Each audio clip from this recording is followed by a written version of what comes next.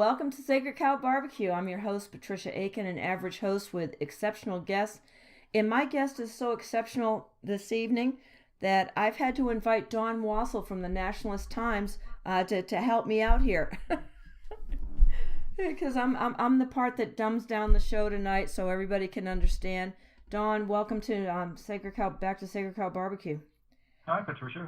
Nice to be with you. Well, great. Thanks so much. And Dr. Tom Sunic is our guest tonight. He's all the way from Croatia calling in, and I think we've got a great connection here, and I'm delighted.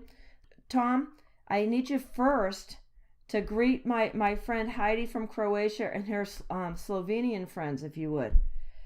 Well, thank you very much, Patricia. I'm very happy to be with you, and I'm also happy to hear the voice of my friend, Don Wassall. Look, I don't know if Heidi speaks some Slovenia or some Croatian. Hello, folks. Dobrodošli. I drago mi je što sam s vama. And I'll certainly, folks, I'll talk in English, but if you want, I don't mind switching to Croatian or French or German, whatever you like. Excellent. She speaks Croatian and English, so that's great. Perfect, Tom. Thank you so much. So we've got everybody happy here. You've lived in the U.S. for a while, and then you moved back to Europe, and you need to kindly, if you would, explain what's happening in Europe. What do you see in Croatia going on with all this immigration, if you would? It's a good question, Patricia. Let me be brief and let me be very blunt. In terms of my departure, under quotation marks, from the States back in '94, back to Croatia, well, there was one main reason. First, the country was just about to acquire its independence. It was fighting its war. It was at the start, it was an anti-communist war. And I was all for it because I'm an enemy of communism. And on top of it, I'll be quite frank with you, I didn't feel very much at ease in those big cities in the States, which were no longer European, to say the least.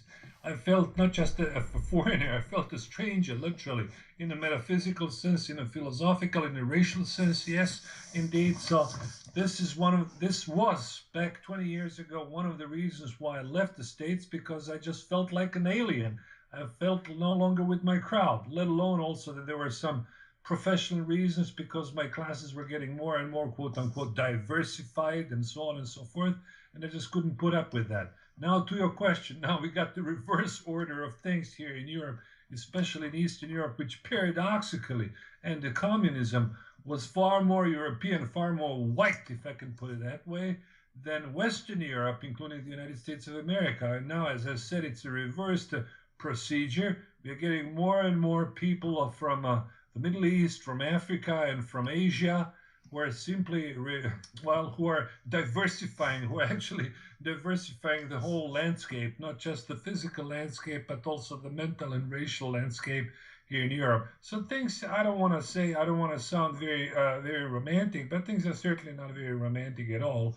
And I am now considering again relocating back to the States, possibly, again, not to find some paradise, but at least probably to find some loophole or some place where I could settle down. Now, I don't know your question. I don't want to take too much of your time. I'm sure my friend Don would like to say a few things. But yes, indeed, the situation here in Europe is, despite the fact that the political class in the European Union, of course, keep in mind that the European Union, including Slovenia, is also part of the European Union. It's a huge bureaucratic machinery. And of course, all member state countries, including Croatia, have to abide by the rules, by the ukazes, or by the regulations of those big movers and shakers in Brussels. So even the foreign policy, or for that matter, the policy towards refugees, what they call them refugees, basically these are migrants, so these are invaders, has to be in line. It has to be on the same page with the foreign policy, or with the policy towards non-European immigrants of other countries in Europe, including Germany, France, or what have you. So yes, the situation is not very good, because this is creating a great deal of, first, internal squabbles between big member states like England and Germany. Who's going to take how many refugees from Syria? What's the quota system? And of course, the Czechia and Hungary have been quite firm. They said quite openly, we do not want to have a quota of Syrian migrants. We just want to keep our country the way it is. in a diplomatic language, what they're basically saying, no, we don't want to have Muslims here in our country. We just keep them. Whoever wants them can keep them, but we don't want to have them. And then, of course, then you have other countries which certainly, including Croatia, which still suffer from this communist, how can I say, the communist past. And of course, they have to play sometimes. They have to be more papal than the Pope himself. And I guess I don't want to sound too as a doomsayer, but things are certainly not very pleasant in Croatia for the time being. Now, as far as I'm concerned, as far as Zagreb, just to give you a graphic picture, Zagreb is probably one of the whitest city, one of the still the most European city in entire Europe. And I haven't seen those refugees. So I hate this word. I haven't seen those migrants. I haven't seen those invaders from. It's not just Syria. They're coming from all over, from Asia, Northern Africa, and what have you. But the fact is that they're using a different route further up north, and they're just heading straight for Slovenia. And then from Slovenia, they're being shipped further to Austria. Now, keep in mind, we're talking about 100 miles in total. This is a very small country. So I'm approximately 5 miles from the Slovenian border. And the Austrian border further up north is about 60 miles from where I live. And then the German border is further about 200 miles further from the southern Austrian border. I'm just giving you this rough idea, the graphic idea of what Europe looks like on the political level, and then of course on the social level, and of course we can talk about the racial level if you're interested. Back to you. Oh, well, thanks, Tom. That's a good overview so people understand where you're at and that some countries are resisting this. Hungary, as far as I can see, has been a country in Europe that has been the most outspoken and the most nationalist. Is that just my interpretation, or is that true? That's quite true, but the fact is, you can always have the facts, Patricia, but the problem is who is going to interpret the facts. Of course, you can imagine that the president of Hungary, Mr. Viktor Orban, has not had a very good press in the European Union. He has not had a very good press. I'm talking about the mainstream press in Brussels. He's been accused of racism. These are standard memes. He's been accused of neo-fascism. He's been accused of xenophobia and what have you. He's been accused of a harsh rule, of a harsh attitude towards migrants in Hungary. Now, keep in mind, Hungary was the first country here, next door, literally. It's about 100 miles from where I live, 150, and which built in summer, late summer, they built up a fence, a wire fence, on the other side, on the fence on the border. And of course, the migrants were not stupid. They just used a different route. And again, yes, I think that if I can give my own value judgment, I think that the Hungarian government, by and large, has been very realistic about this the huge onslaught of non-European migrants. They are the government is quite aware of the possible consequences, not just for the present generation of the Hungarian citizens, but also for the next generations of Hungarians. And of course, now keep in mind there are certain rules as far as the European Union is concerned. The main culprit, again, let me just put it, the main culprit are not the migrants. The main culprit are not the people fleeing to the north. The main culprits is the European Union, and on top of it, the Frau Merkel, Mrs. Merkel. She's the Chancellor of Germany. She actually started pontificating about a year ago. I mean, can you imagine a year ago? Oh, refugees, welcome, come over there. Literally, she posted. She was posturing with those signs, "Willkommen, Flüchtlinge." Welcome to Germany. And of course, try to read the mind, try to empathize negatively, not positively, with those refugees, or quote unquote, with those invaders from Asia and Northern Africa. Well, they said, well, what the heck is going on? She wants to have us there, so let's go to Germany. Let's enjoy their dole system. Let's enjoy their welfare system. Let's have the freebies, which we cannot even have, and which you cannot even think about in Turkey. Now, just before I go on, let me just pause for a second. That's the reason I don't like using the refugee word. And I mean, let's tone down a little bit. Let's call them what they are: invaders. They're invaders, but let's call them migrants. Okay, it sounds more neutral. It sounds more mainstream and more politically correct. most of those people, the vast majority of those people, had resided in Turkey, in southern Turkey, across the Syrian border, and they were more or less taken care of by Turkey. Now, according to these principles of, you know how the refugee system works. If you ask for political refugee, for the refugee status, then of course you go to the first country, to the next door country, which will accept you as such and which will grant you the refugee status and so on, of course, based on your clearance and everything, a passport, fingerprints, and what have you. Now, look what's going on. I mean, you don't have to have a PhD. You can just simply conclude that in a very simple way. Those migrants, I'm talking not just about Syrians, I'm talking about Pakistanis, Afghanis, and of course, lots of people from Northern Africa, Arabs, basically Arabs. They don't want to settle down in Greece. For that matter, they didn't want to stop in Bulgaria, or for that matter, they don't want to even stop in Slovenia, if you wish, or Croatia. No, they're obsessed with Germany. Alemania, that's what they say. They just want to go to Germany and they want to go to Sweden. Why? Of course, you know the question. This is a rhetorical question. Because they have the freebies over there. And of course, we can then enter, if you don't mind, we can talk a little bit about the mindset of the Germans and why they have to why they have to posture as big-time Samaritans, why they have to now, of course, for historical reasons, why they have to open up literally their borders to, even on a security level, if you look at it. I mean, you don't have time to fingerprint and to screen. We're talking about hundreds of thousands of migrants. Lots of them don't even have passports. They trash their passports because they don't want to be fingerprinted. They don't want to have their mug shots and so on and so forth. So basically, the situation in the entire Europe is pretty much messy, despite the fact, of course, that the European Union and those big guys in Brussels, they don't want to tell you that. Of course, they have to tone down. They don't want to say that Europe is in a state of emergency because you don't want to use those words in a liberal vernacular. They say everything is dandy and dory. We'll just take care of them. We have to do that for historical reasons, for, we have those guilt feelings. We have this fascist past. We have colonial past. So all Europeans are entitled to their share of those refugees. This is the standard lingo. Try to transcribe their lingo. Let's have those refugees. These are nice people. We are very nice people. We are for multiculturalism. We stand for values. What did they talk about? Their values, liberal values of tolerance, of interracialism, mixed marriages, and what have you.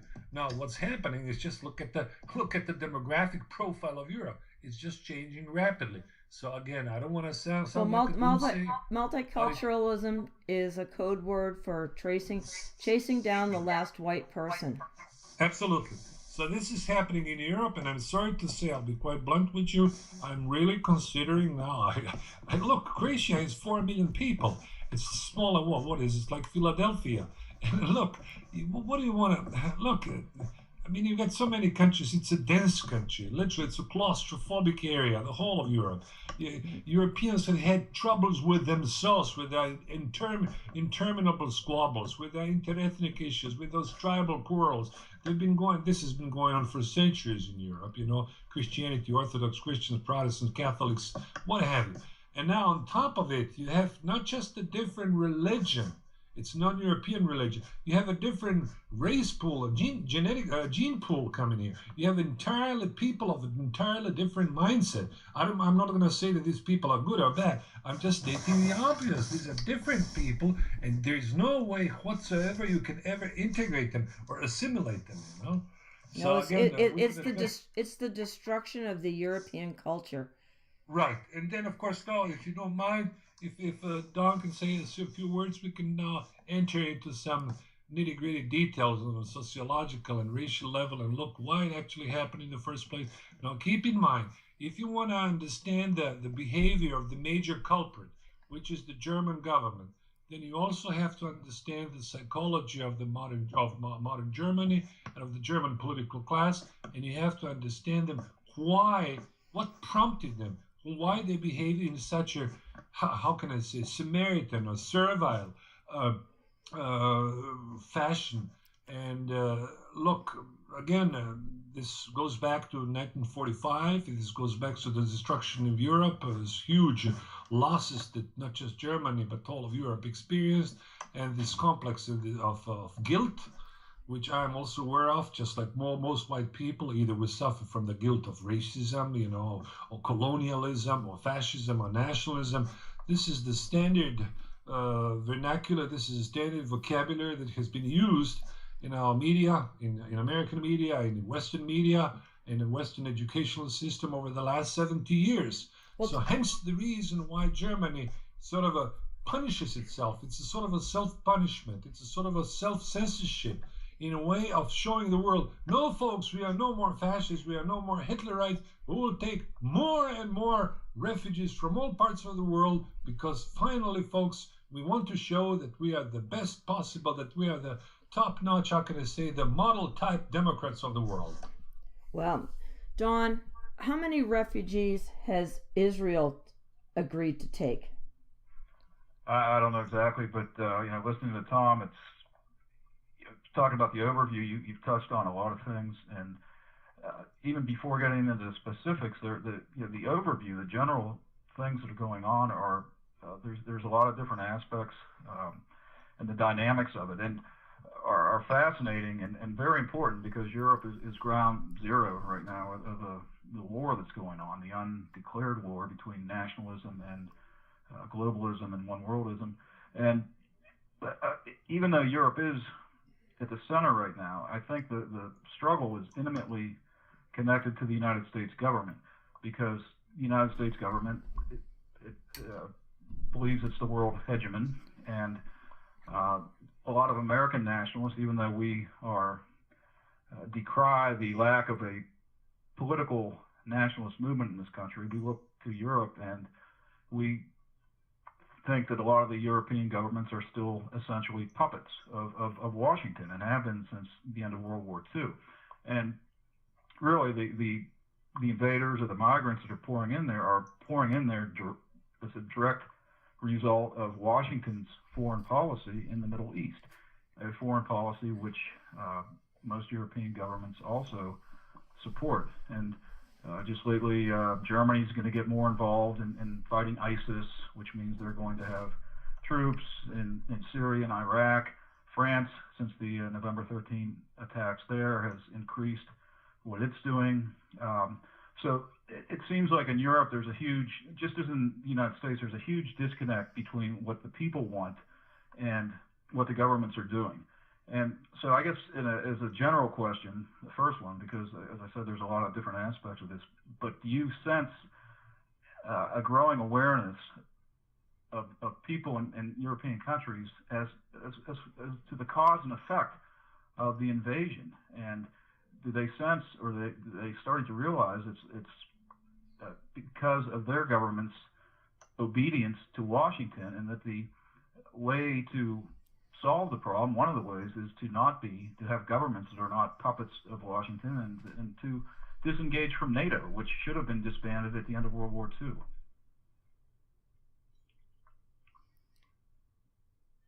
Tom, I think that question's for you, but I just want to say that as far as Washington being in control, I see Washington as a suburb of Tel Aviv. And when you talk about the media in America and the media in Europe and the media all over, I have to say that is Jewish controlled. And they are at the helm of this destruction of Europe and European peoples everywhere. Patricia, I just put it differently. I mean, I don't have some hardcore empirical facts to underwrite this statement of yours. This is certainly correct. But let me just reverse the question a little bit, and I guess we'll come up then with a better answer.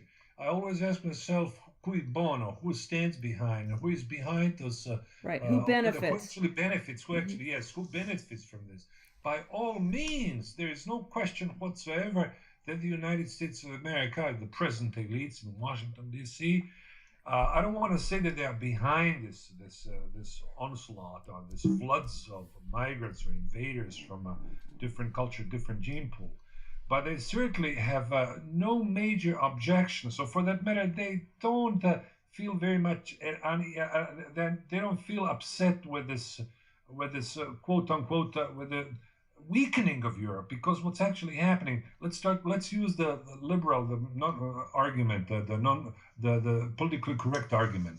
Europe is now investing lots of billions and billions of dollars in those legal endeavors, humanitarian endeavors for those. We're talking hundreds and thousands, almost 1 million migrants from Africa and Asia.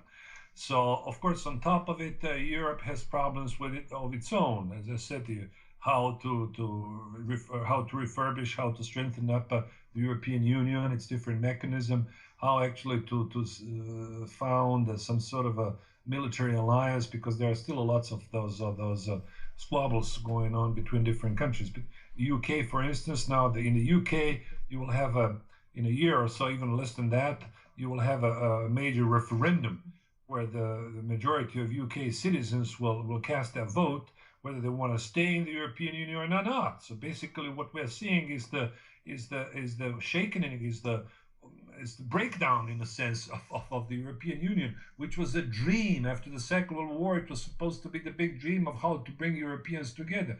Now it's very much weakened. Now, on top of it, don't forget, there is also a big financial crisis here. Greece is a basket case.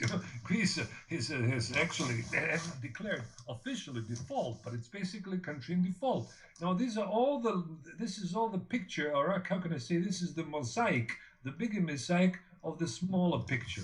So what I'm basically saying is that, yes, you can say that, we can say, I cannot just firmly argue that America is running the show behind. This is a sort of a conspiratorial way of putting it. But I'm not saying that, Tom. I'm just talking about cause and effect. Yeah, absolutely. No, let me just finish. Can Europeans, do they understand to have more of a nationalist government? Absolutely. They have to disengage from Washington and NATO. I would be the first one, because it doesn't make sense to have NATO here. Look, the Soviets, whatever I think about the communists, I'm an ardent anti-communist, but the Soviets were cool. In 1993, in 1991, they pulled out their troops out of Germany. They actually dismantled the Warsaw Pact. The Americans did not do that. The Americans still have the NATO Pact, which basically serves the interest of Washington. There's no question. It's just a matter of wording. Don't get me wrong. What I'm basically saying that, yes, the American elites, the neocon elites, you can say, I don't have the empirical evidence to back it up. But the fact of the matter is that the United States of America is not displeased with the fact that Europe, as a potential bloc, as a potential geopolitical bloc, as a potential rival to the United States of America, economic rival, political rival, intellectual rival, cultural, you name it, is becoming more and more weakened. Now, let's come back to Israel. There is no question whatsoever that the situation in the Middle East, I listened to the interview the other day of Le Pen, this guy, the father of Marine Le Pen, and he said very well, and I fully agree with his statement. Of course, it is in Israel's interest to have not just one Iraq, but 10 Iraqs. It is in Israel's interest to have 5 Syrias, metaphorically speaking. The more people the more we have those tribal issues, the more people fight around them, the less Israel becomes, the less is Israel threatened by different groups, by different states. So yes, there's no question that Israel also, to a large extent, benefits from this crisis. Let alone that Israel hasn't literally, I don't know if they have accepted 10 or 15 refugees. Literally, they haven't. No, 0. I can make that number. I can give you 0 is the number. And their minister of, I don't know, immigration or whatever says, oh no, we can't take in refugees. We can't. We're Jews. If we took other people into our Israel, it would, destroy our culture. Absolutely. I fully look. We know that it's a standard story. I mean, literally, one doesn't have to have a bachelor's degree, or one doesn't have to be very high IQ to figure that out. Of course, the Israelis, or for that matter, the Jewish intellectuals, they're in the forefront of pontificating about multiculturalism in California, in Detroit, in Michigan, and where have you. But they are certainly very keen about preserving their racial and their ethnic and their linguistic and their cultural homogeneity in Israel itself. So this is absolutely true, and I fully agree with you. And I guess they certainly benefit a great deal from this, more or less, this malaise in Europe first, and of course the real crisis, not just the crisis, the real war, the real chaos all across the Middle East, and of course in the area. So they seem to be like a little enclave, well protected by also by Uncle Sam, the taxpayers in the United States of America, including myself. So look, what the heck? I would certainly like to touch on this issue a little bit more, if you don't mind, especially regarding the present behavior of Jewish elites in the United States of America and the recent proclamations of, I don't know, hundreds of rabbis, including the open borders of the United States of America. And I would like to look at this dual type of attitude that the Jewish elites, intellectual elites have in the United States of America towards quote-unquote Muslim refugees on the one hand, and yet on the other hand, of course, the deep resentments they have against Muslims in their own country, particularly against the Palestinians. So this is something we want to look at as well. Yeah, absolutely. Don? Yeah, Tom, I guess, yeah, again, you're covering so much ground, which is fantastic, and you're extremely well read and have a lot of contacts in Europe and in the U.S. I guess maybe to put the look at it again, from a macro perspective, would you agree with this, that this is a battle, what's going on in Europe and the United States, around the world, and all former white countries, Western countries, that what we're seeing is an intensification of the battle or a war between culture, identity, sovereignty, and self-determination versus the forces that want to replace and destroy European cultures and really dehumanize people all over the world. Don, I mean, look, I don't want to flatter you too much, but you phrase it very well, probably in a shorter version than I do, and I guess I fully agree with you. Except, I'll try to be a little bit more pessimistic. I'm sorry, but I gotta say that it affects also the United States. I'm not talking specifically about the U.S. elites in Washington D.C., but I'm talking about white American citizens who are equally threatened by this tsunami, or by this torrent, by this flood of on a global level of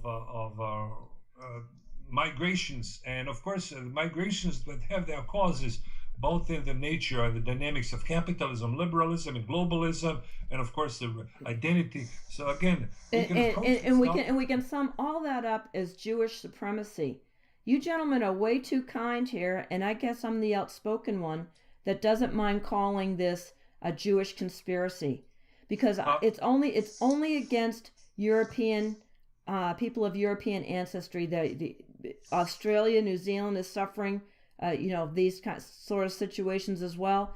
South Africa is completely demolished. Rhodesia has been gone for years, and so what we have, but I don't hear them telling China that they have to take in, Syrian refugees or African refugees. And here they dismantled.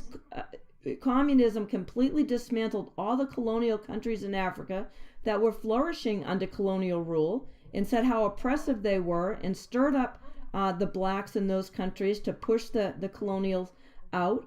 And now, where do those people want to go? They want to go to the countries of those colonial oppressors. It's ridiculous. I see that it is the Bolsheviks won World War II. And America can stop patting its back on what a wonderful job they did. As Patton said, we fought on the wrong side. And now they've been undermining European culture ever since. Good point indeed. Don, go ahead. Well, I think that's obviously a big factor in what's going on, but I don't think that's the only factor. I mean, the reason these refugees aren't going into China is because China has a government that won't allow it. And our government, say in the United States or the Europeans, especially in European countries, which have a much smaller Jewish population than even the U.S., these are not all Jews. These are goyim. These are whites. These are white governments. Now, they could be dominated by, financed by, persuaded, and go along with a lot of things. But the fact is, they're not. It's just to call it Jewish conspiracy to me is not accurate. It's part of the picture, part of the problem, but it's not entirely. Well, I agree. They can't do it without the useful idiots. I agree, but there's millions and millions of them, useful idiots. So I can't cast all the blame. As I've always said, average people, you can't expect them to figure out what's going on. It's over their heads. They're working hard and harder than ever just to keep a roof over their heads and provide for the families. What they need is good leadership, and it's up to us to try and expand our influence and influence the governments and the people in these countries to have a better government. So I agree. An overarching Jewish conspiracy to me is it's not quite that. It's not that black and white. It really isn't. No, I agree. They can't do it. They can't do it without us. Oh, of course. Yeah, that's a big factor. Undoubtedly, it's a huge factor, but it's not the only factor.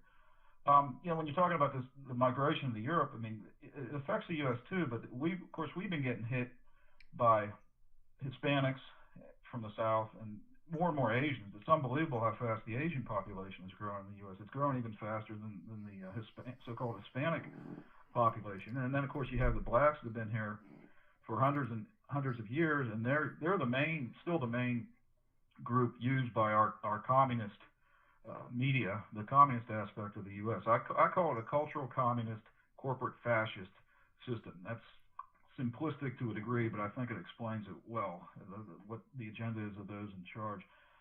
And blacks are really just being used to hammer whites over the head every day. It gets more intense. But in the meantime, we're being flooded from the east and from the south, and if the government and the system has its way, we'll get more and more of these people from North Africa. Tom, I'm interested what you think. I know I've heard you speak and I've read your writings, and I know you've generally been more optimistic about American whites, even with all the problems here, than European whites because of the tribalism and the infighting going back for centuries, as you said. What do you think of the nationalist movement generally in Europe, and specifically, I guess, if you want to mention individual countries? I know there's a very important election coming up in France. I want to get into that. What you think about that? I mean, we're hoping, of course, for a breakthrough by the National Front. But is it just, and of course, Hungary has a strong nationalist party. What do you think of the nationalist movement, not just political parties, but the nationalist movement in Europe? Is it gaining traction, especially with the migrants coming in, pouring in? And then I think what happened in Paris on November 13th polarized it and intensified it even more. What do you think? Yeah, that's a very good point indeed, Don. Thank you. Again, indeed, you can say that those interminable floods of migrants are strengthening national consciousness among nationalists, among even people who were not necessarily very nationalist in the first place here in Europe. So definitely this is the good sign, you can say. So as we say in our country, something bad needs to happen in order that people start thinking a little bit more clearly in their heads. So there's definitely a rise even on a parliamentarian level here in a neighboring Austria, and the Jobbik party in Hungary. They're all getting stronger. All nationalist parties are getting very, very strong all over Europe. And in Denmark, I don't know, guys, if you're familiar, just the other day they had a referendum, and the country is now going to just pull out, not completely, of course, they cannot do it overnight in such a harsh manner, but the Denmark will be the Danish police, the Danish internal policy. Let's say the Ministry of Interior will have some more leeway in dealing with the migrant crisis. It will have more legal now. How can I say, more legal reasons to be a little bit harsher with the migrant crisis and different reasons. So yes, we can say across the board here in Europe, from Finland all the way down to Greece, nationalism is definitely on the rise, which is the sort of a knee-jerk effect to this end of the end of Europe. We're talking about the replacement of population. So this is a very logical outcome, and I'm surprised even here in Croatia you often hear among leftists, or quote unquote leftists, or whatever, multiculturalists, who sometimes utter things without even being aware of that. What are we going to do with so many Muslims here? How are we going to put them all up, this and that. So even folks who actually designed this whole issue, designed this whole project of multiculturalism, are becoming aware that you simply, logistically, you cannot just accommodate millions of people from, not just, as I said, different culture, different language, but a different gene pool. However, and as I said at the beginning of our show, Don, and I'm always a little bit, I tend to be a little bit pessimistic. I guess I call myself a cultural pessimist and probably historical realist as well. Keep in mind again, and as I said, this is the benefit of the United States of America, white nationalists in America. Those tribal issues, those petty border issues, those regional issues, like for instance between Serbs and Croats, they still sometimes appear much stronger than the real problem. And we're talking about the real problem, the migration problem. And I just wouldn't like to jump to some quick conclusions. And I guess, ironically, what may even help us more in the months or in the years to come in terms of redefining our white European nationalism here in Europe is precisely probably more and more migrants coming in. So I guess this may how can I put it in a good academic English? It can serve as a cause, as an effect type of a scenario. The more migrants we have, and you can see it on a daily basis, people are getting upset on MTV. You have nationalists, and not just nationalists, even liberals that are asking questions. What are we going to do? Who's going to pay for this? Somebody has to foot the tab, of course. What are we going to do? Oh, everybody's just crying, yelling. You hear that in the newspapers, you hear it in the tram, in the subway, and everywhere. What are we going to do? Who's going to take care of them? Oh, let them have them. Let's not keep them here. Let's send them to Slovenia. Let's send them everywhere. So yes, definitely you can say that as nationalist, or call it as my friend Kevin McDonald, our friend Kevin McDonald, in academic language says, implicit whites in Europe are becoming more and more explicit. Even folks who never paid any attention to the possible, how can I say, the failure of Europe, even they themselves are now becoming aware that the country simply cannot accept that many migrants. And hopefully this may be a boon, if you wish, for nationalists in the years to come. But I just wouldn't dismiss so easily this internal, or what do you call it, inter-ethnic issue. Serbs, Croats, Flemish, Walloons, Slovaks, and Czechs and Romanians and Hungarians, they have those deep-seated historical issues. They're obsessed with those issues. When you look at those issues from the American perspective, they really sound crazy. But sometimes those crazy issues are part of their identity, so you got to understand that as well. So this is a highly complicated issue. But by and large, I will tell you, this was the last. Let me sound a little bit paradoxical, if I may. I'll end up with that. In a way, I'm happy that this is going on, because this is the last moment in our history when we're going to stand up and say, no, enough is enough. Let's no longer listen to those mendacities, either those mendacities coming from DC or Brussels. Let's shut up and let's wake up, folks. Let's wake up, white folks. Let's stop, with those guilt feelings. Let's just show who the boss is in our own country. Well, Tom, that's something that has been shared, that sentiment that maybe this is a good thing. This onslaught will be enough to wake up Europeans finally and let them put their differences aside. Lana Lochtef from Red Ice Creations, I know, shared that sentiment with me recently.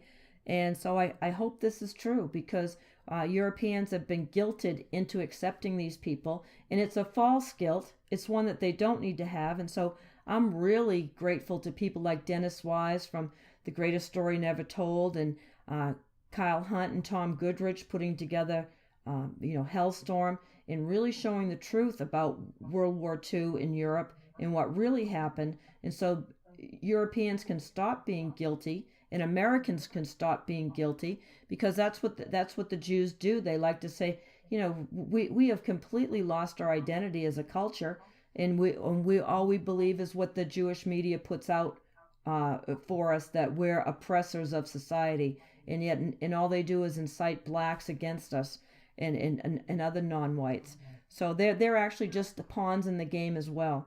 And those cultural differences do need to be put aside, as I see it. Same thing is happening in South Africa. The Boers against the people of British descent because of the Anglo-Boer wars. If they're going to ever get a handle on this, they need to be able to join forces and bury those hatchets as well. Absolutely, I fully agree with you. So again, as I said, this is an irony of history. Let me recap that. the irony of history is that we need more and more of those, what do you call them? More floods of those non-Europeans who are actually hostile to Europe. They got nothing, What do I have in common with them? Nothing. Absolutely nothing. Whichever way you look at, I have nothing in common with. I can respect them. I can whatever. I can be nice to them. I can buy them ice cream or what have you. But they don't belong here. They don't belong to my culture. They don't belong to my gene pool. So yes, indeed, this replacement, we call it now in France, racial replacement. This is now a big meme now. May help us regain our conscious, our white racial, our identity, and stop feeling guilty about our past. And I fully agree with you. We gotta rewrite also our history.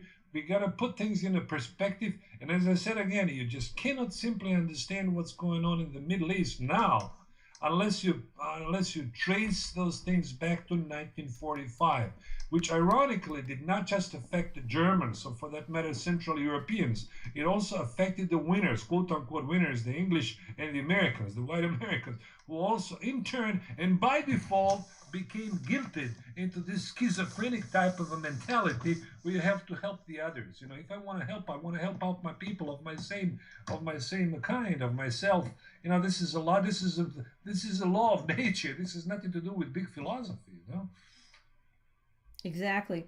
Well, listen, I need to take a quick break here and let everyone know that you're having the pleasure of listening to Dr. Tom Sunic tonight and Mr. Don Wassall from the Nationalist Times. And Don, I have to thank you because the first time I read the Nationalist Times is the first time I was able to read some of Tom Sunic's work. And so I appreciate the work you do with the Nationalist Times. And I'm glad that's an ongoing adventure for you. And I want to say you're listening to Revolution Radio. This is Sacred Cow Barbecue at freedomslips.com. And I want to encourage everyone to run over, make some kind of donation. It doesn't need to be a lot. If it can be a lot, great. I mean, freedom isn't free. And if you can help us out at freedomslips.com, just go and buy some of the cool stuff. Get the archives, do whatever. It all helps to keep us on the air. We're not a subscription-based radio. Anybody can call in and listen to all our shows. But go ahead, get the archives. We got some fascinating stuff going on here. So back to my guests, Don Wassall and Dr. Tom Sunic today. I'm excited. We're actually pre-recording this on a Saturday morning, so if I'm saying good day or good morning, you'll have to excuse me because this is going to be aired on a Thursday evening, so probably coming up on the 10th. So Tom, thank you so much. I appreciate you making time for us here tonight. And Don, I know it's a busy weekend for you, so let's continue to talk.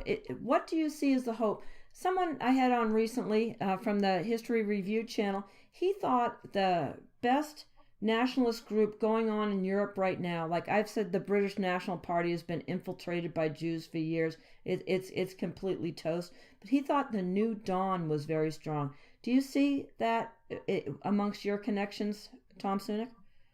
I don't want to start with some deprecatory statements against some of my colleagues there. Of course, it's a solid party. I think they had the Golden Dawn, which is further down in the Balkans, about 700 miles from where I am in Athens. They have about 18 deputies in the parliament. But again, it's not the matter of being too skeptical or sounding too, or wishing to sound as too academic. No, far from it. But I just wouldn't like to give them too much credit at this stage. Look, the biggest problem, of course, it's a linguistic problem, cultural problem among Europeans. And what I would like to see is just the common alliance of all European nationalists. And this is unfortunately not the case. Now we can now speculate whether they have snitches, whether they're being infiltrated by the Jews or by the Martians or whoever. I don't have empirical evidence to back it up. But the fact of the matter is, that even in the European Parliament, I'm on very good terms with the NPD folks. NPD is a nationalist party in Germany. I've always had a strong intellectual affiliation with those people, and I'm frequently their guest in Germany, where I give very academic lectures, nothing to do with daily politics. And they have their representative in the European Parliament, Udo Voigt. He's a very nice gentleman, a former military man. He's a very intelligent, very educated guy. But the point is, and I would certainly like to stress this, guys, for your listeners, The point is that he is not, well, he has ties with the Golden Dawn. He also works with Nick Griffin from the British National Party. But we're talking really, I hate to say, but these are marginal parties. They don't have a wave of respect, or how can I say, they don't enjoy so much credibility in among the mainstream nationalists. What's the problem? That's a misnomer. Among the mainstream media, as for instance Marine Le Pen has. And on Marine Le Pen, of course, there's a psychological issues, guys, and I guess I need to say that Marine Le Pen, I don't know her personally, but I know some guys in her environment, in her entourage, very well, some intellectuals, some hidden people, if you want to put it that way, some academics. And the point is that she wants to become a little bit more politically correct. She has toned down over the last couple of years her voice. She has become more, I don't want to say Jew-friendly, but she has become a little bit more in line, what they call in line with the appetites of the majority of the French. Now, keep in mind, she has now, according to the latest poll, yesterday's poll, she has the highest popularity of all politicians in France. If the elections were held today, Marine Le Pen would win. She would be nominated as a president. Now, whether this is going to happen in real life, a year from now, that's a different ball game. But what I'm trying to say again, and let me just rephrase it in one short sentence, there's still a great deal of not resentment, but also mistrust. Sometimes well-founded mistrust between 38, if you wish, different nationalist parties in Europe. Let's look at Croatia next door. Literally, I hate to say that, you got 5 different nationalist parties that are constantly at loggerheads. They're quarreling with each other. They call each other names. They make themselves a laughing stock. And this is my biggest reproach that I have as far as the nationalist parties in Europe are concerned. They can posture with their intelligence, with their culture, what cultural what have you, but they're constantly at loggerheads with each other. And this is the major barrier, the major stumbling block, for organizing a cultural and intellectual and political alliance of nationalist party in Europe. Hopefully, and this is my biggest hope, this is not going to be the case in the United States of America. I know there are different problems over there. Well, Don, you have Don has a background in political science, Tom, and he has a pulse on what's going on in the U.S. Do you have hope for a nationalist party here, Don? No. But saying that, I think we have to keep trying. So I do support the ones that we have. In fact, Tom's involved with one, the American Freedom Party. He's on the board of directors. I was on the board of directors of that for over 4 years. So yeah, I do support them. I think we see the same thing here, where there's a lot of squabbling. They don't even have, Patricia, you mentioned infiltration, which does happen, but in the U.S. you don't even need that, because whites, I guess, just as you have the tribal enmities in Europe, you've got whites in this country are just always ready to squabble with each other, and so that's held us back. In fact, I'm in the process of writing an article about this exact scene here, the nationalist scene in America, and why we don't have a strong nationalist party. And a big part of the problem is just the political system itself. It's very closed. It's a two-party monopoly that's been around. I like to say that everything in America changes constantly, except we've had the same 2 political parties since the 1860s. Since the 1860s. Think of how much everything else has changed since then, and yet we still have just Democrats and Republicans. So it's a very tough nut to crack. The American people have been conditioned to accept the 2 parties. They don't understand what it takes to have an independent third party. It takes, for one thing, a heck of a lot of dedication over a period of years, and people just are not willing to do that. And then the second problem to me is, when you do try to build a nationalist-oriented political party, it's how you present it, how you package it. And I think the fact that we haven't had one in this country for a long time, since the Populist Party, I think that shows in the approach of the little nationalist parties that we do have, and I've tried my best to advise them, but it's just there's just a lot of problems here. The system is a problem, and just the mentality of American nationalists is a problem. But at the same time, there is a nationalist movement. It's mostly on the internet. It's a lot of intellectuals talking to each other and a lot of viewers. So I'm not totally pessimistic, but I think we're far from having a strong nationalist political party here at this time. I fully agree with what Don said. I mean, I can just rephrase it in my own language, Don, what you've just said, and that's true for Europe and for the United States of America, and which of course casts a somewhat different light on this whole phenomenon of what we call white nationalism in a somewhat pejorative way, because I don't like this expression, white nationalism. It has been so semantically distorted. It has a negative type of a meaning nowadays. But by and large, yes, I'm wondering still, and I'm trying to examine this from the historical perspective. On the one hand, white nationalists, be it in Europe or be it in the States, we preach community, the sense of community, the sense of tradition, sense of religion, of course, family ties and what have you.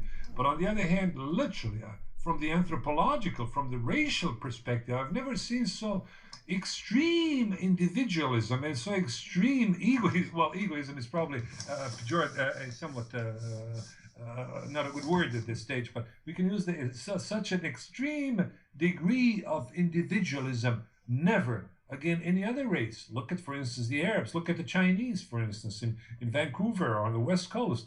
They have this weird type of a mentality. Yes, that's why communists do very well manipulating these they have this groups. Gregarious type of attitude, and Europeans, look at myself. I mean, you can accuse me of being a little bit of a what do you call it, of a loner. Well, I myself, I get tired of gregarious meetings. I don't like loud music. I don't like people who just talk and go to rap concerts and what have you. But this is also one of our problems. We just don't want to stick with each other. And I guess to some extent it has to do with our racial basis and also with capitalism, We just I think it's the internet too, Tom. I think it's created these virtual communities. And I remember with the Freedom Party, you were always saying we needed more activism, we needed more meetings, and we don't even have much in the way of meetings left in this country because absolutely everyone's satisfied just to be an atomized individual on the internet. And I think that's one reason why the individualism you talk about is more extreme than ever. It's so much harder. There is no sense of community, even among racially aware whites. Absolutely. That's the problem. I guess that's the problem. We got to further analyze the causes of this problem. Of course, we have the internet, you have the modern technology. People are becoming more atomized, more sort of hidden in their own cellars with their laptops and with their cell phones and what have you. And on the other hand, also we got to look at the nature of capitalism. The capitalism that's destroying people. I mean, I'm talking about this modern global type of a capitalism, not private property. That's a different ballgame. And yes, I guess. But the fact is, as it is now, look at, for instance, the Chinese, look at the Japanese. Let's leave aside now the computer story. But look at them and just observe them. Again, you don't have to read the racial anthropology of all those people from the books, but just look at them, for instance, on the West Coast, in San Francisco. Those people, those races, regardless of what I think about them, their IQs and, but I'd certainly respect the Chinese and the Japanese, how they hang together. They have a sense of community. We don't, It's very rare to see, even in Paris and London and even in Zagreb here next door, 2 miles from where I live. It's rare to see. Well, it's certainly more pronounced than in Western Europe, because the country is still very homogeneous racially, Croatia. So people sit in their cafes, they drink coffee, they talk to each other for hours, very heated discussions and so on. So you can see this type of a community, organic community, much more on display than you would see it, for instance, let's say on the waterfront in San Francisco, in Santa Barbara, for that matter. So yes, but we need that, unlike, Arabs, look, they hang together. And even if you walk downtown in North Dakota, wherever they live, the Arab they're always in groups, they're always in clusters, and we are loners, and I get irritated by that. Yes. I would love to have good community. I would like to see you folks right now, Patricia and Don. I would like to have a coffee with you and talk to you eye to eye, face to face. Well, Don and I used to get to do that until his individualism took over and he decided to move back east again. So he broke up a really good thing here. So and no, I agree. It's that collectivist mindset, and that's what's made those other races so easily manipulated by communist thoughts. And so that's why that works for them. And for some reason, whites have this Yankee individualism. I mean, that we just are going to do it our own way. And so that's why I believe our groups are so fractionated. I call it the CEO experience. I call it C stands for cereal, fruits, nuts, and flakes. You got the wacky types. Then you got egos. And then you've got opposition. And you don't know who those infiltrators are. Often they come in as the egos or whatever. And you really don't know how things shake out until down the road. And I know you've experienced that, Don, in groups that you've been involved in. What Don said very, very well. We don't need the infiltrators. We don't need snitches. We actually self-censor ourselves with our egos. And of course, there are certain individuals. I'm not going to mention their names because we're all different. There are certain individuals in our quote-unquote movement. I don't like this word, be it in the States and also in Europe, who truly assume. Who really think, and I sometimes wonder, are they sick or are they pathological cases? They really assume that they're just about the right, best white leaders. I mean, this is a crazy way of thinking. I mean, look, a person, the way I see it, and I don't want to get involved now in a characterology, but I think that the person needs to be kind and it has to be a modest first and foremost. That's why I like to look at the character also and see how the person actually, whether he puts the interests of the community above his private interests. This is how I go. These are my measures. These are my sort of these are my this is how I measure. This is how I gauge people that I encounter.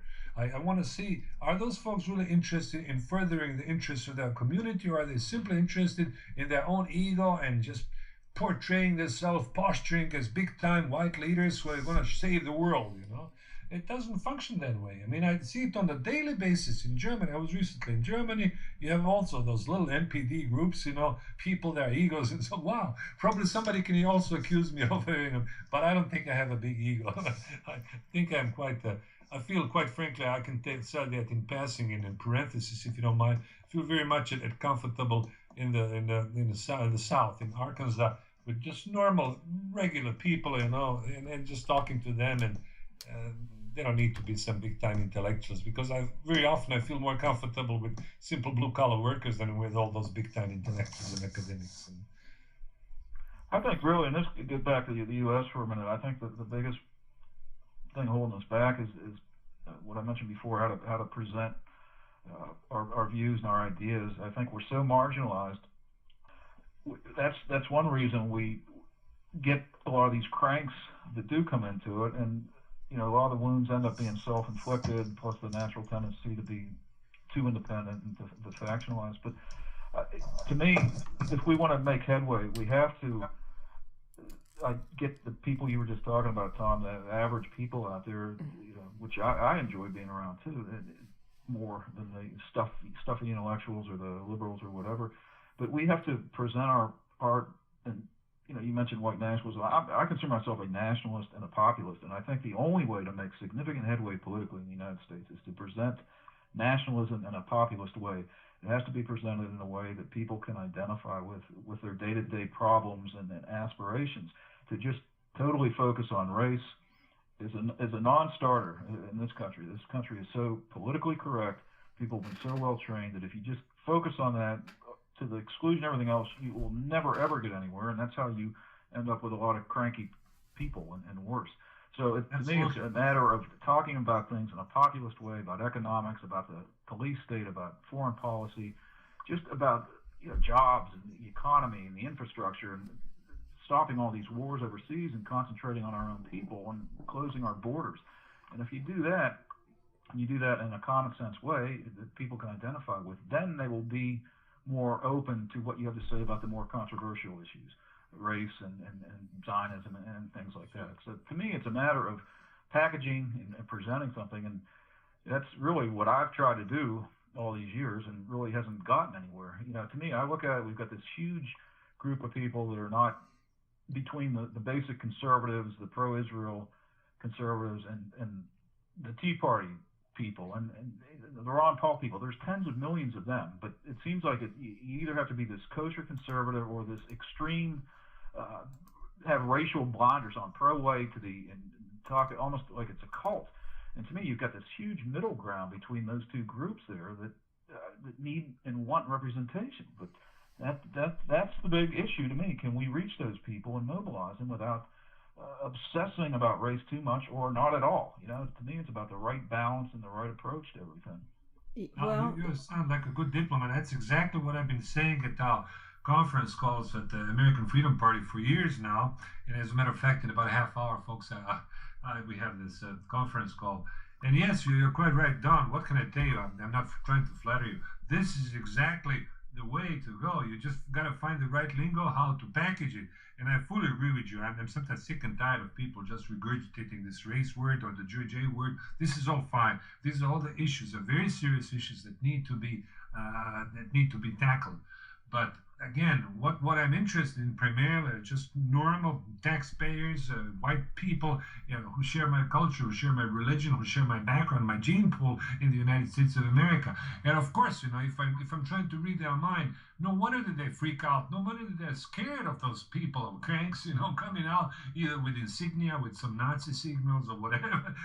Those folks, you just got to talk to them differently. You just have to package them yourself in their eyes in a way that would be applicable and digestible for them. Well, I think this is the biggest fear of our enemies, is that this sleeping giant that we're discussing here, here we go, is going to wake up. And that's why they try to keep us so anesthetized with their with television, with their propaganda, with this two-party Democrat, Republican, paper or plastic, Penn or Wilson. I mean, just to keep them so dumbed down that they don't wake up. Because once the whites wake up, I really like that Rudyard Kipling poem, When the Saxon Awakens. That they're in large trouble, because I think once our people really do wake up and remember who we are, and that they'll have a huge fight on their hands, and we will again have a fighting chance. But it has been our problem to wake these people up. Absolutely. No, Patricia, I fully agree with you, and I guess it brings up the issue of leadership and who is the leader. I mean, the leader in English language, it sounds good, it sounds neutral, but the German word for the leader is Führer. You have to have a personality. You have to have a charismatic person who is kind and nice, and at the same time who can go across the board, who can appeal to intellectuals, to would-be intellectuals, if you wish, to Hollywood Nazis as well as skinheads, but who can also appeal to people, let's say, from the Midwest and the farmers, and who can tell them in a clear-cut language, look, guys, we just want to save not mine, but your heritage, because otherwise we are gone. Two generations from now, we are gone. We'll disappear from the earth. Well, I think what we're looking for, and I think to borrow a phrase that I've heard amongst churches, in the Bible, since you've mentioned Christianity, talks about if you want to be the leader, if you want to be the head, you have to be the servant of all. So we're looking for these servant leaders, people that'll put themselves, make the sacrifices for people. And I've seen that with people. I've seen it actually with Ammon Bundy. He'll be my guest again this week. And it's a remarkable thing but we need to have people that will put themselves second and put our people first again. We need a new Charles Martel in Europe. Yes, and absolutely. In America. Patricia, you've been so kind, and I'm your servant, but please do apologize me. I'll have to sign off because I'll have to get ready for this conference call for the American Freedom Party. And I certainly want to extend my best greetings to all of you, to listeners, and to Don. And you have my cell phone and you have my email. And look, if you don't mind, I'm at your service. I'd like to give you a chance to get to know me closer. And if you ever organize something, or for that matter, I don't mind even relocating. Who knows? I'm pretty much sure a month from now things may be even nastier than they are right now in Europe. So please do apologize me. I'll have to go, and I don't want to sound rude, but I'll have to sign off because I got this new conference call in a minute. Okay, well, if you're going to sign off, you have to sign off for our Croatian friends here. So hvala lijepa, dragi moji prijatelji. Hajde, idemo u Sloveniju sutra, ovako, sljedeći tjedan imam predavanje na francuskom jeziku, hajde, o francuskoj literaturi u 18. stoljeću kod Boštjana Turka na Filozofskom fakultetu. Bit će veliko predavanje o Corneillu, La Bruyèreu i o Cioranu ću imati veliko predavanje. To je jedno literarno predavanje o nihilizmu, o dekadansi i tako dalje, ali logično govorit ću o tim stvarima, svačaš, jer to mi je dobar cover, to mi je dobar pokriće, razumiješ, da je neke političke stvari kažem. Hajde, hang in there and I'm at your service, drop me a line and I love you folks very much. And Don, give me a chance to visit you sometime, you know? Okay, and Tom, yeah, Tom, one more. Hear your voice, Tom, and I hope I do see you down the road here soon. Please, by all means, look, just give me a good chance, and forget about the money honorarium. I'm not into it. I just want to meet people I can trust and people who are normal. Guys, I mean, look, wow, I don't want to go into those squabbles here among nationalists. It's just when you try to mediate those squabbles, it's no way. Everybody thinks he's a big feudal. Everybody thinks he can change the world. But, you know, I think the moment has now come, you know. At least I know now much better who my enemy is and who my friend is, you know. I guess I can rely upon some people much better than before. Tom, I know if people want to hear more from you, they can, subscribe to the Nationalist Times and American Freedom Union. But do you have a website yourself that people can look you up on? Sure, they can write to me, www.tomsunic.com. Tomsunic.com, folks. Look at my pieces, my prose, my books. And I'd be happy to sign for you some of them, and I'm happy to send you some of my books. And listen, folks, do write to me if you have, especially younger students, if you have some folks who are not necessarily students, but folks who would like to enlarge their horizons. As Don said, I don't want to focus just and harp on the J word or the Negro word. Let's just enlarge our horizons. Let's talk about economy. Let's talk about literature. Let's talk about Southern agrarians. Let's talk about the South, the antebellum South. I just wrote a review of Cushman's book on the South. It was published in Occidental Observer. So have a look at it, you know. I guess my ID is my prose. And if I can be in this particular field of some service, especially to younger folks, you have me, guys. I'm all yours. I don't need nothing, just normal people. Tom, I'm always... Dr. Tom Sunic, I'm always smarter when I speak with you or when I read your work. Thank you so much. I appreciate you joining us at Sacred Cow Barbecue today. And we'll let you go. We know you got a meeting, Don. Tom, give my regards to the board of directors, if you would, please. I certainly will. I will not, and I will say hello. Patricia, I'm serious. Give me a chance to meet you. Don't worry about the expenses and everything. Because I appreciate the effort you're doing. We need more women like you. I don't need this macho club, you know, macho clubs with people walking and talking too much. But we need women like you, are also brave enough. That's what we need. All right, folks, say hello to everybody. I'm at your service, Don, and please do apologize me now. I got some chores and I got some errands I got to run around here, folks. Okay, wonderful, Tom. Thank you so much. Thank you very much. Bye-bye. Well, that was 2 hours worth of information in a short amount of time there, Don. What do you think? Let's continue this conversation. The internet is a two-edged sword for us. Number one, it's almost anesthetizing us and keeping us individualized, atomized, as you say. One of these molecules is going to come together. What do we have to do? Can we use the internet for that? I think more it's a negative. I know the positives to it, and I love the internet myself. I'm addicted myself to a degree, but I'm more and more convinced that it's holding us back or giving. That's putting blame maybe in the wrong way. It's an excuse. It's too much of an excuse. People have just have their comfort zone built around anonymously surfing the internet, and perhaps at best anonymously posting some comments here and there. And that does nothing. That does absolutely nothing to help our cause. We're still way too small in number, and it doesn't. It's all about power. Yeah, and let's rephrase what our cause is. We have zero power and zero prospects of changing that as long as we're just a bunch of shadows huddled in front of a computer screens. Well, you know, it's even worse than that, because when I go out, I have a dumb phone, so I'm not on my phone all the time. But when I actually had someone the other day take off his earphones from his phone and say, "Oh, well, you're worth talking to. Wow, I'm going to talk to you. Usually, people have forgotten what it's like to communicate with another being that they bump into during the day. When I go out, I stand, if I'm in line for something somewhere, I turn around and I look, and every head is bowed and everyone is looking at their cell phone screen. I mean, I'm not exaggerating. I'm sure you see it. Oh yeah. There's no question.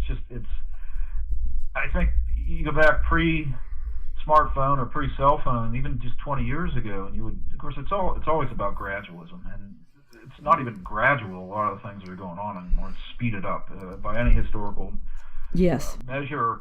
This is an incredibly fast, ongoing, permanent revolution. But this is a big part of it, that the computers and social media and these smartphones have been used in service to dumb people down, to make them more conformist and more obedient to authority than ever before. And it's cut down on community, it's cut down on families, it's cut down on even personal interaction, where it's just a person and their damn their smartphone anymore. It's just, I'd love to see them banned. TV, first was TV that was toxic, and now these smartphones are as well. So there's a lot of positives to the internet and this technology. That's just it. If we had a government that looked out for people, or we had the right leadership here in Europe and the rest of the world, we have a technology now where, of course, humans are too flawed to ever have a utopia, but we could have so much more pleasant and way of life. We could have a future to look towards too, a present and a future. We have no future to look towards the way things are going right now. And if we do have a future, it's going to be with people that are little more than robots. They're going to be half robot and half totally programmed humanoids. I mean, we're headed down that road. It's something that would have sounded crazy to say 30, 40 years ago, but it's not anymore, because that is part of the agenda. Well, and I can't agree more, because that transhumanism thing that sounded so freaky the first time I heard it, and so is actually a reality that our enemies believe in. It doesn't matter if we believe it, they believe it. And so it doesn't seem like they care about the earth at all. They're destroying it, and they're destroying our culture. They're destroyers. They are destroyers of everything, including our own souls. Yes. That's what they are. Well, I think it's time for us to reclaim our souls. I've been doing some fascinating reading, and it has to do with the neurosciences, and it's by someone, and I'll promo his books here. It's a man named Joe Dispenza, and he has and it's Dispenza. He's a chiropractor. He was a young chiropractor. He's from back east, went to Rutgers University, in your area there, Don, and he was, and I told this story before, and I'll tell it again briefly. He was competing in a triathlon when he was 23, got out of the swim portion of it, got on his bike to do the bike portion of it. A cop waved him on in traffic. This was in Palm Springs, California, and he got hit by a Bronco, and the person driving the Bronco was older, didn't have quick reflexes, and continued to run over him, and he broke 8 vertebrae. And there were 6 or 8. I may have the number wrong, but he broke a bunch of vertebrae. They were completely crushed.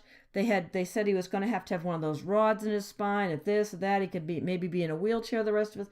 They had nothing but their professional diagnosis were accurate, but he didn't like any of it. He thought that our bodies had such an intelligence to them that they could heal themselves. Now, he'd never known anyone that was healed of anything like this, but he focused on it. He said it was the hardest work he ever did. Some friends took him in, and in 9.5 weeks, he was actually walking. And in 10 weeks, he was back to his chiropractic practice. But having this experience so changed him that his friends couldn't relate to him anymore. And it was almost, he had a hard time reinserting him back into his life of what was before that, because he realized that we create our reality. We take in so many bits of information a second, but our brains only process a fraction of that we're able to be consciously aware of. And so what he talked about was neuroplasticity. He went on to study neurosciences, and I think this is what we're going to have to do, because the whites I know that are awake and aware, even if they're not totally on our page with nationalism the people, the Tea Party people and stuff. We all need to wake up and know that we're not defeated, because we've had this defeat programmed into us. That there's nothing we can do about, that the police state is here, that the government is all powerful, and we need to change our thinking on that. And if we can do that and not look back at the historic, yes, historically that's true, but we can create something going forward. And there's remarkable stories about this, and I know we can do it not just for our health, but collectively to change our world. And it has to come from how we think about things, because we're creating this reality by agreeing with the media that all hope is lost. Yeah, that's what you said is profound. I agree so much about especially we have to heal ourselves individually first, and I do think there's some healthy relationship between mind and body, and that's what people need to work on to constantly maintain their health or return themselves to health, and to improve themselves. I mean, you have to always work to improve yourselves, your knowledge, or you can't go backward in life, especially as you get older. So and the older I get, the more open-minded I get. I'm open to all kinds of subjects now. I know you've certainly guided me towards some things that I would never have considered a few years ago, like the flat Earth and things like that. Now, I'm not saying I think the Earth's flat, but I'm open-minded to it. Well, hey, too.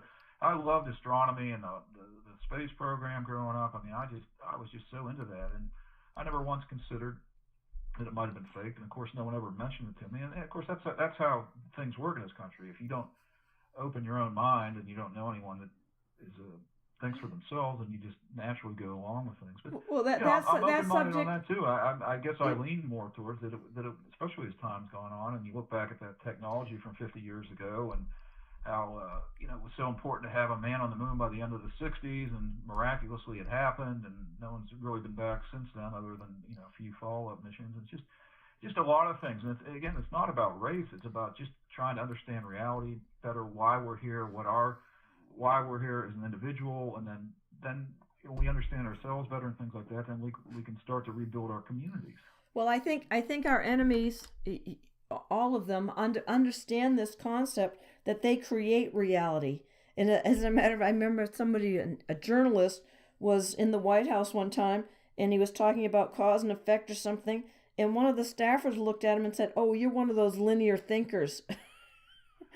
Well, that was what the Bush administration, when it came into power, that was basically, they bragged, we create reality. And if you look at the media, and if you can think for yourself at all, and you're not part of the matrix, I mean, it's just what the media presents for the most part, other than just garbage and endless commercials and stuff. It's cartoonish. It's just all fantasy, and it's simplistic and extremely easy to see through. But it still has the vast majority of Americans hooked on it and programmed on it, because they have never thought for themselves outside the box. And like I said, I don't blame them, because this is your system. It's a totalitarian system for the most part. It's uncontradicted.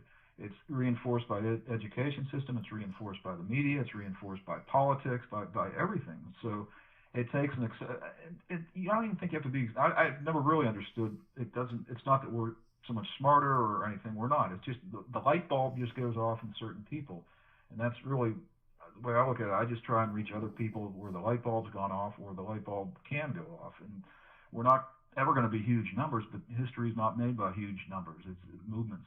The numbers that control us are very, very, very small. So it's about finding others like us and actually working together and combining resources, and instead of constantly fighting with each other, or I don't like this person or this group because of this. They didn't meet my purity test, or this person, I don't like their personality. It's just we have to overcome that, and I think the internet has hurt that, if anything. We have to get back to reality too. Boots on the ground. The internet's fine for finding information, but if you want to change things, you have to start experiencing life again. Yeah, I haven't been to a meeting since you left Las Vegas. Well, you aren't. Yeah. Well, I've had very few. I had some. Of course, I've had meetings, and I've had hundreds of them over the last 30 years, but not nearly as many the last half dozen. But meetings are important, but not if there's nothing followed up.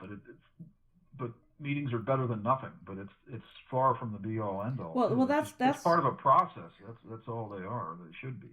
I know the National Youth Front is reorganizing over their name and what have you, and Angela John Gage stepped down at the birth of his son, but he'll still be involved, and I've got to follow up on what's going on with that. But they've done some fabulous things on college campuses, and it's really worried the Jews, because Sheldon Adelson has called a meeting, a Jewish conference, to discuss this anti-Semitism on campus.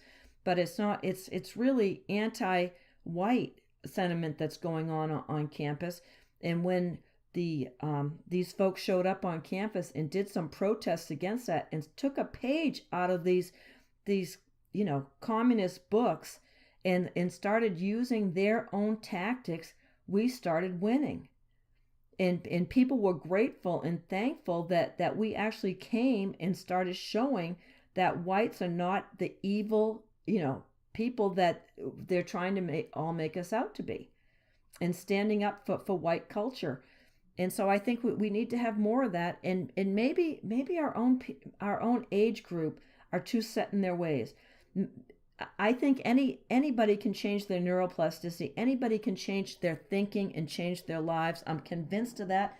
I mean, I'm reading 2 books right now on the same subject. One of them is Evolve Your Brain, and the other one, let's see, I'll tell you exactly. It's a clever title, but it needs to be in our thinking.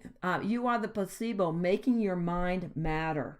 Instead of going along with believing everything you think, no, you need to think what you want the outcome to be. And so we have some really courageous people right now, people like Tim Murdoch, the voice of Horace the Avenger on White Rabbit Radio. They've started the memes going out there that are just fabulous, and we're making some inroads there. So I'm encouraged by that, Don. I really am. Well, I admire people like that too, but I guess again, I always come back to approach, and you have to be pragmatic. You have to approach things in a way that people will identify with publicly, and to me that's too much focus on the race thing to the exclusion of other things.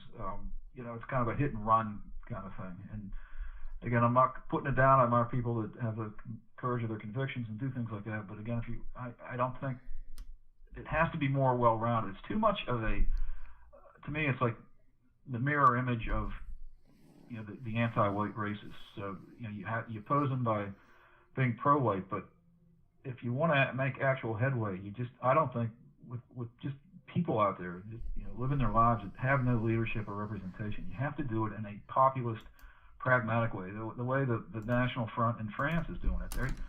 I don't think they talk about race much at all, but they talk about sovereignty and identity and keeping France for the French and immigration and things like that. And I think it has to be done that way in this country right now.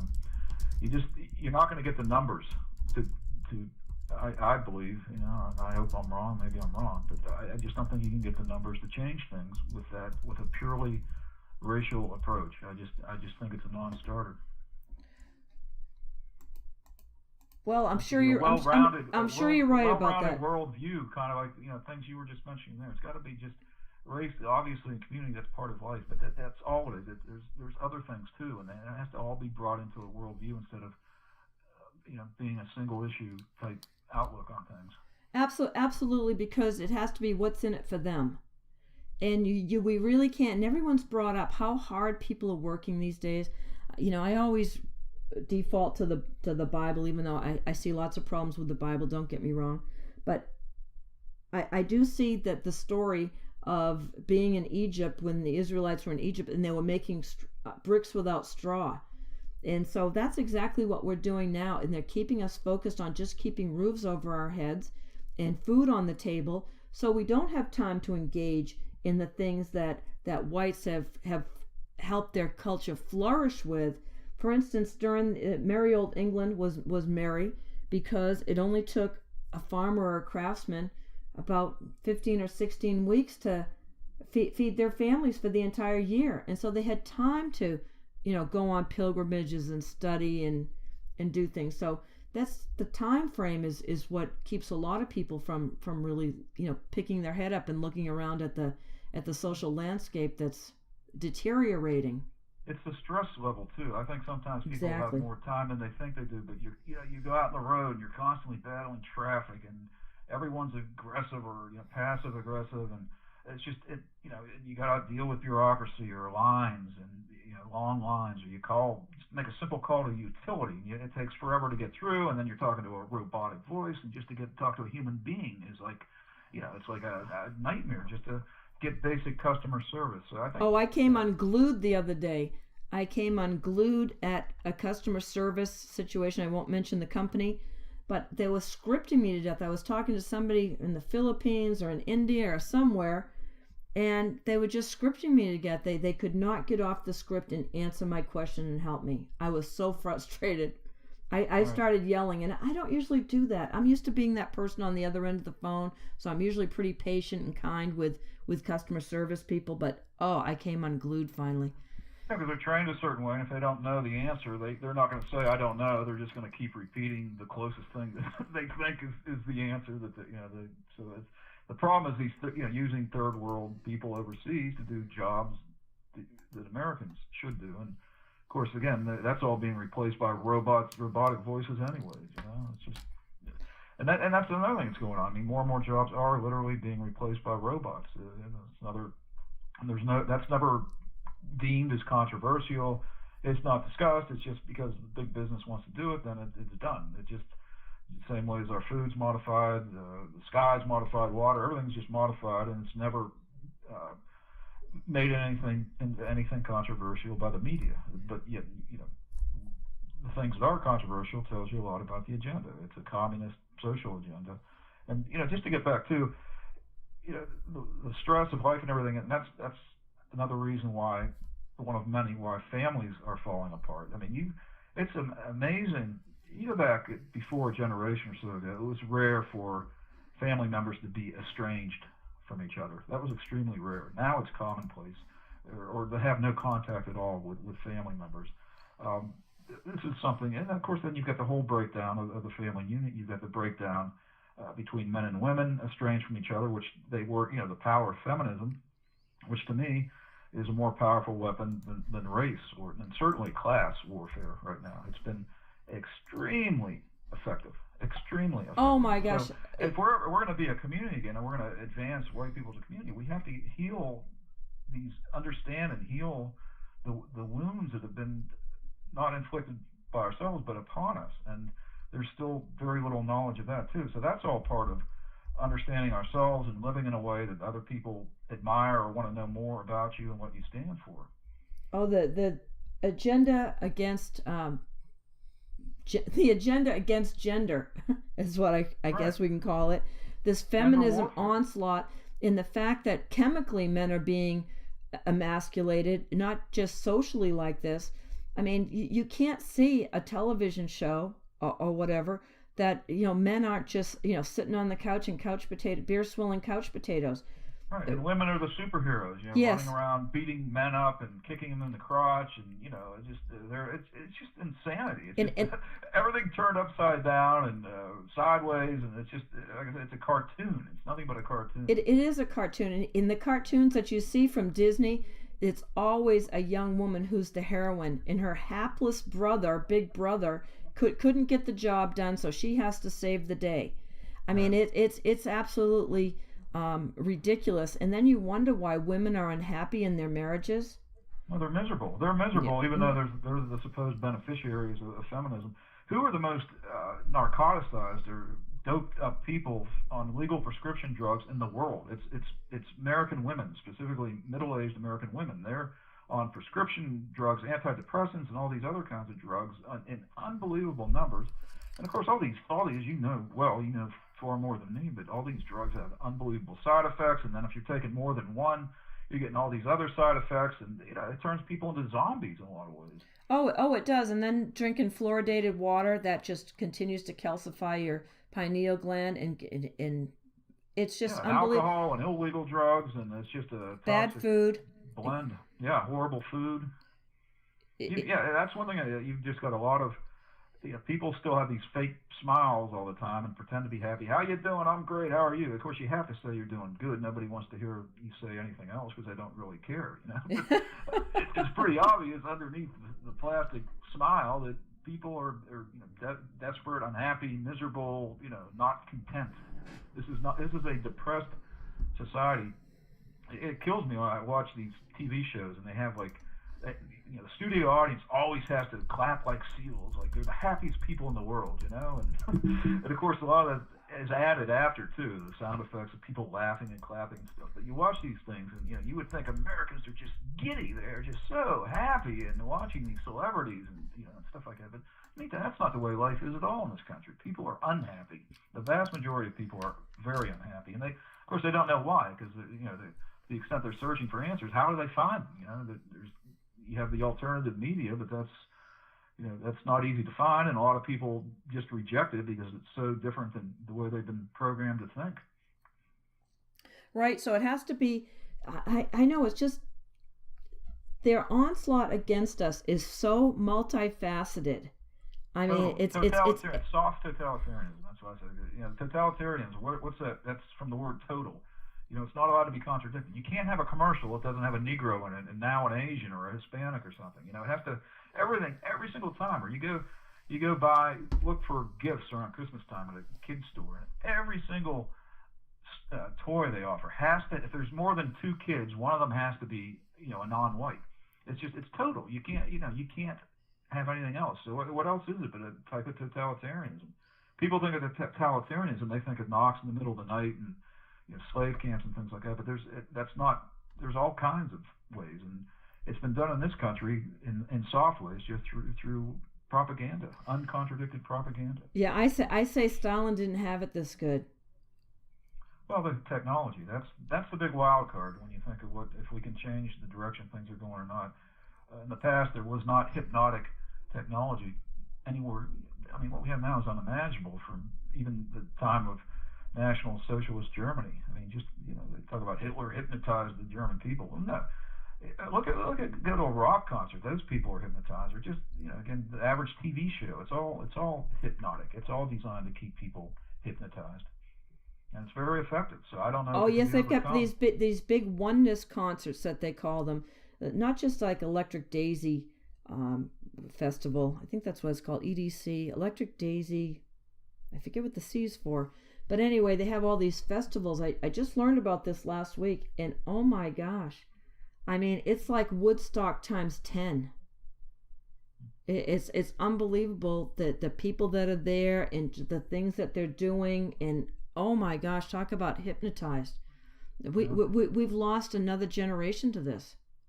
Well, yeah, I know you mentioned the young earlier, and there are a lot of people I hear this and read this. There are hope. Well, I don't have much hope at all for them right now. I actually think that it's the middle-aged and the older generations that have to lead them, and we're not providing leadership. I think if there's any hope, it's going to come from older people, and the young will learn from them. But it's interesting you mentioned Woodstock, because the other night.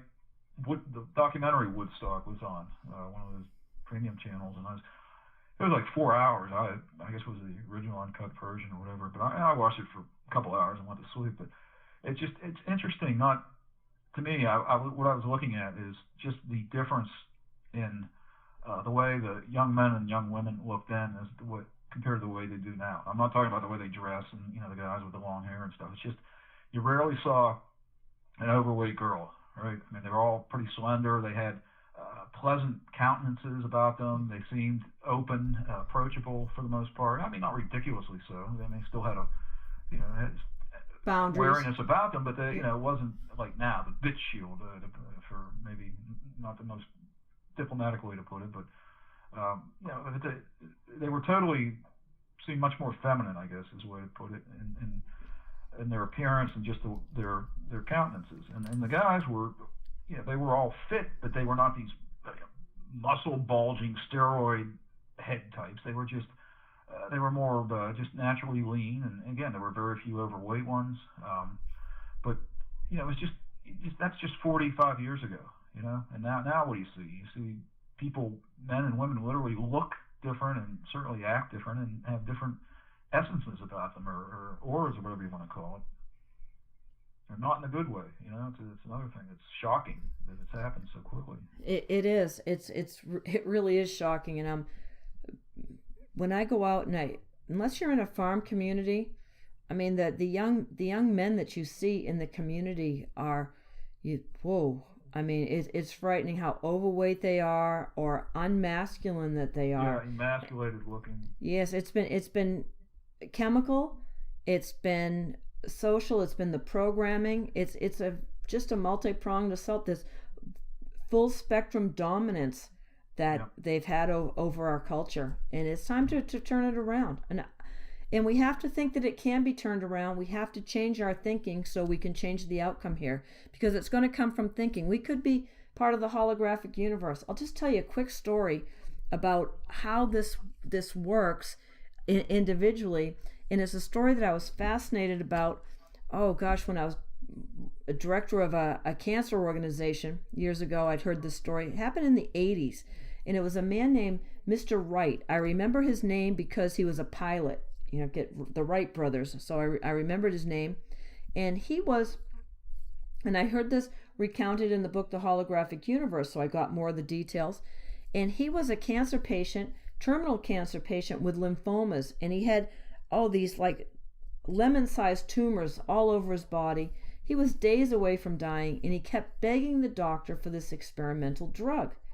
But the doctor didn't want to give him that experimental chemotherapy because the guideline was that they had to have 3 months to live. And this man he was going to be lucky if he had 3 days to live. So finally, just to comfort a dying man, he finally gave in and gave it to him. And it was an injection form. It wasn't like IV. It was just, he gave him an injection. And he did it on Friday afternoon. And he came back Monday morning just to check on him, see how much further along he was, because this was before hospice, when they used to let you die in the hospital. And he came in, and the man stopped walking around. He said, "Mr. Wright, how are you doing?" He says, "Doc, these tumors are melting like snowballs on a hot stove." And the doc is like blown away, like, oh my gosh, even aggressive radiation wouldn't be accomplishing this. What happened here? And so within 10 days of that shot, that man was discharged completely cancer-free. And before then, they'd been pulling 2 quarts of milky fluid out of his lungs a day. And he was back out flying his airplane at 10,000 foot elevation, which are you supposed to use supplemental oxygen? He wasn't using supplemental oxygen. I mean, it was amazing. Well, unfortunately, he heard a report that said that cancer drug was useless. And guess what? The tumors came right back. And so the doctor was pretty heads up about this, and he saw what happened. And so he made a big pantomime out of saying, "Mr. Wright, we found out what was wrong with that last batch of chemo drug. It was the fact that we didn't know that we had to keep it refrigerated, so it lost some of its potency. Do you know what? I've got a super potent batch here that we've kept refrigerated. Would you like to go again?" "Oh yeah, doc." So he gave him a shot of saline solution, just a complete placebo. And again, tumors melted like snowballs on a hot stove. Guy's out living his life until he finds out that they've conclusively proven that drug is useless, and he died within days. What do you attribute that to? I attribute it to the fact that our brains, our bodies can heal us. Our bodies create our reality, our subconscious mind. And the fact that our subconscious mind listens to all that chatter that we have going, we'll never get over this. The Democrats are going to win. The communists have taken over. The Jews own everything. I mean, all this, we have this all playing, and that's why our enemies don't mind the fact that we spend so much time online, because it's programming us.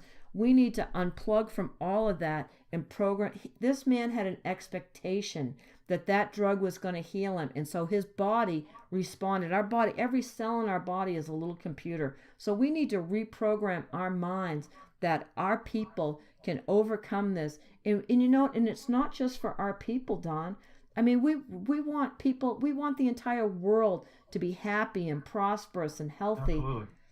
Absolutely. That's why I agree, and that's why I don't. It's another reason I don't like to be pinned down to we must save the white race. No, we have to save mankind, or we have to work, because the world has been globalized, like it or not. I mean, there's 1.5 billion Facebook accounts, so that tells you a heck of a lot of people, not just in Western countries or so-called white countries, but all over the world are connected with each other now. So, yeah, we have to look for things that respect all other cultures. Really, it's about letting people be, let them determine their own destiny, tribal, racial. If they want to associate with each other, trade with each other, live with each other, even that's fine. But they have to get back to freedom, true freedom. We don't have that anymore. We've lost just about every important aspect of freedom.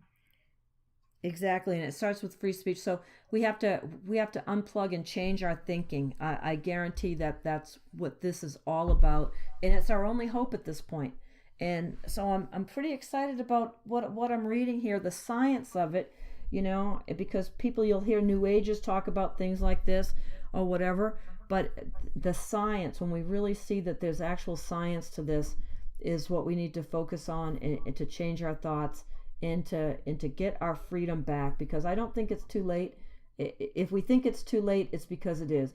If you think you can make that putt, you can, and if you think you can't make it, you can't. You right. know that in sports that's true. Well, our thoughts have power.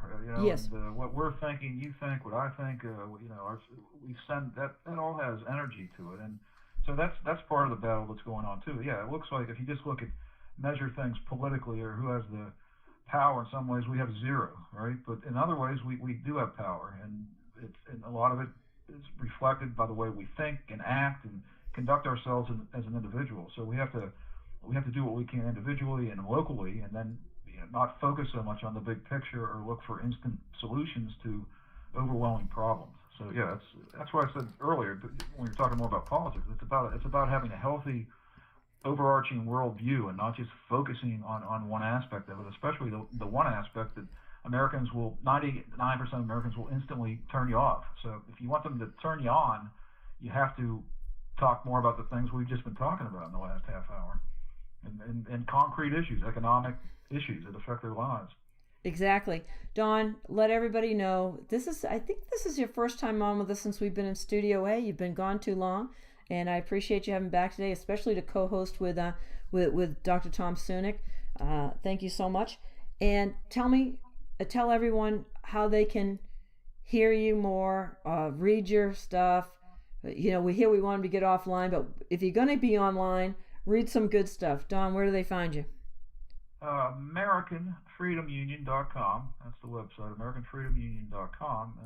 It's updated almost every single day with a lot of really good stuff related to kind of some of the things we've been talking about, political and otherwise. I put out a monthly newspaper called the Nationalist Times.